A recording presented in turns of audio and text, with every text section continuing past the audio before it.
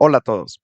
En este video veremos cómo calcular el ángulo interno que se forma en el interior de la tubería que no va a trabajar completamente llena.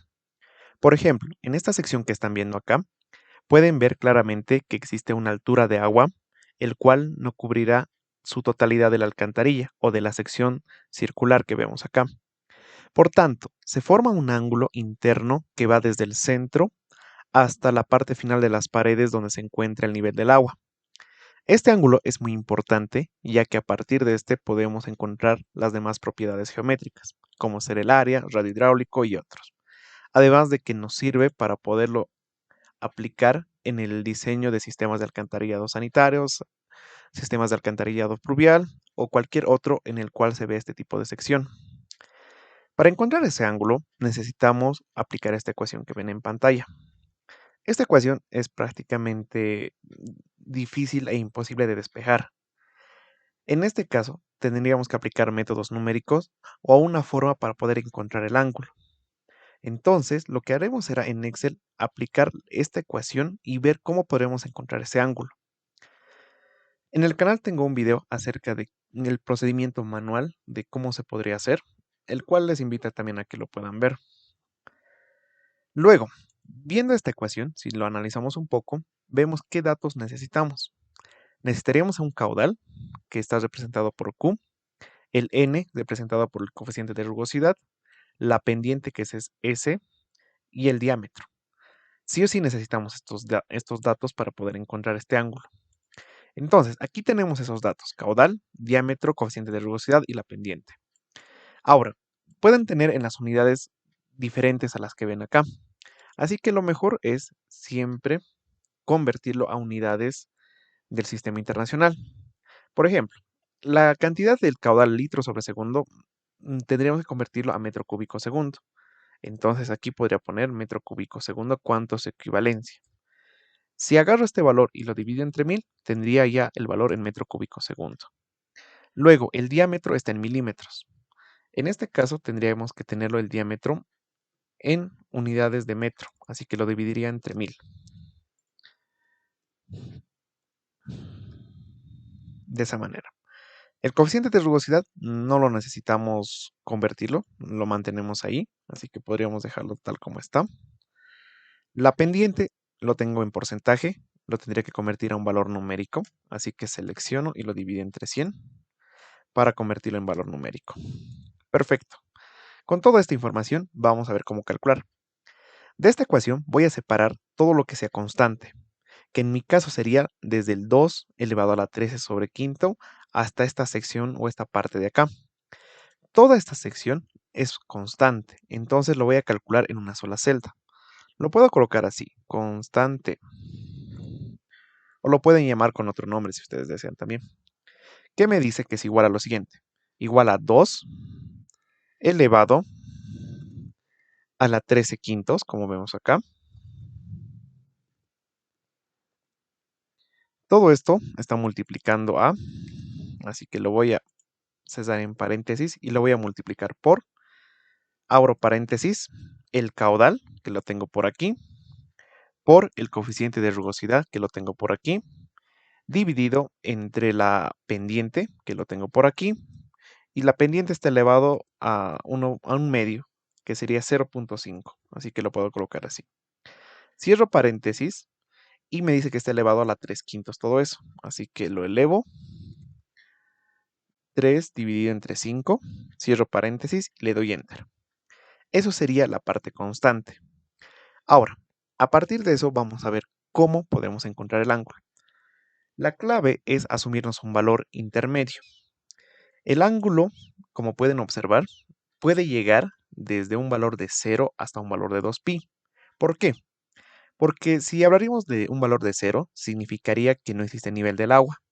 Y cuando hablamos un nivel de 2pi, el ángulo, significaría que estaría trabajando completamente lleno, es decir, que el tirante de agua llegue hasta el tope de la alcantarilla o de la sección circular. Por tanto, podríamos tomar un valor intermedio. Pueden utilizar el valor de pi, pueden utilizar otro valor si ustedes prefieren. En mi caso, voy a colocarle un valor de 3 como valor inicial. Ese valor inicial me va a permitir calcular el siguiente ángulo. ¿Por qué? Si vemos esta ecuación, podemos observar de que tenemos un tita despejado, es decir, tita equivale a todo esto de acá. Si eso equivale, entonces podría aplicar toda esta ecuación, lo que se encuentra en el lado izquierdo, y ver cuánto equivaldría a tita después de un valor inicial. Entonces, aquí abajo, voy a seleccionar esto, me voy aquí abajo, y voy a colocar toda la ecuación que está en el lado izquierdo.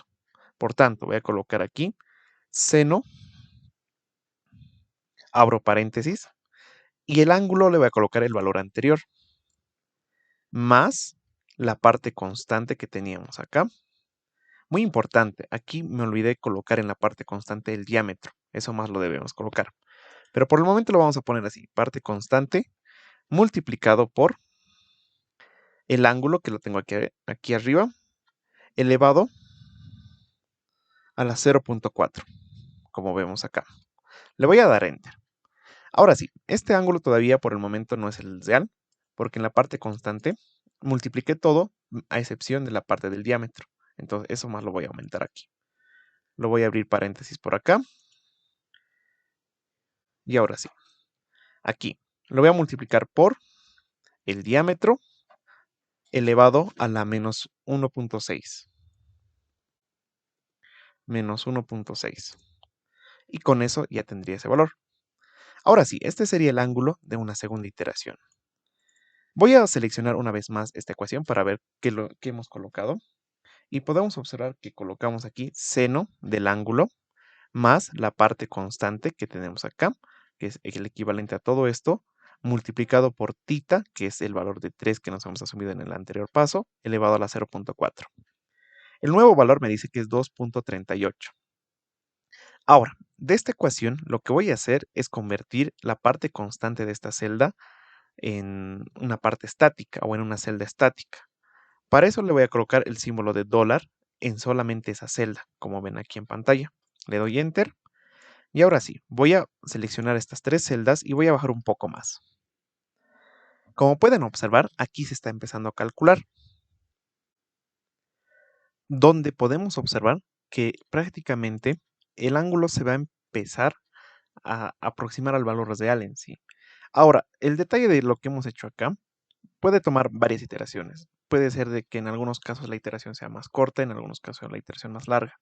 Por ejemplo, si lo vuelvo a seleccionar más, puedo jalarlo hasta por acá. Y si lo puedo jalar un poco más, para que se note un poco mejor, ya pueden ver de que el resultado del ángulo ya va tomando forma. Por ejemplo, en los primeros valores, pueden ver de que los valores bajan y suben. Y luego van subiendo y luego van bajando.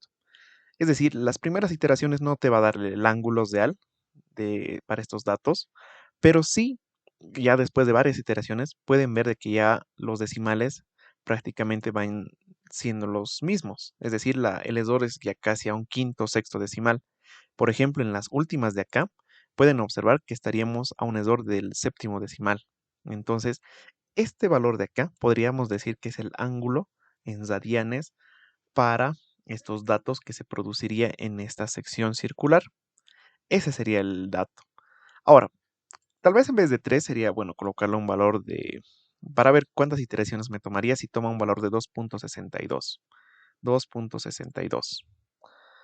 Como pueden observar, aquí ya prácticamente es prácticamente el error menos de 7 decimales. Entonces podríamos decir que sí, ese sería el ángulo. Prácticamente de esa es la manera como podríamos hacerlo aquí en Excel. Ahora, generalmente esto del ángulo no necesitamos tantos decimales. Llegamos a tener el caso de solo manejar 3 decimales, así que no hay necesidad de aplicar tantas iteraciones.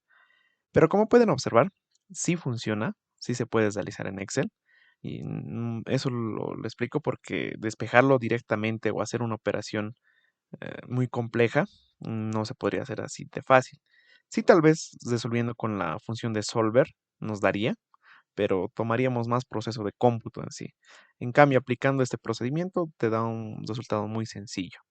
Podríamos cambiar tal vez los datos, en vez de 3 por colocarle un valor de 2, por ejemplo, un valor de 4. Pondremos un valor de 4 y casi el ángulo no se mueve. ¿Qué tal si le colocamos un valor de 6?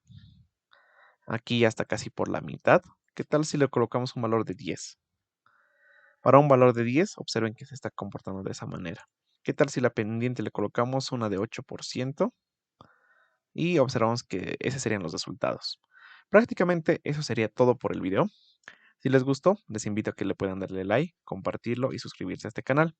También les invito a que puedan visitar mi página que es www.fantasy.com, en la cual subo mucho más contenido similar.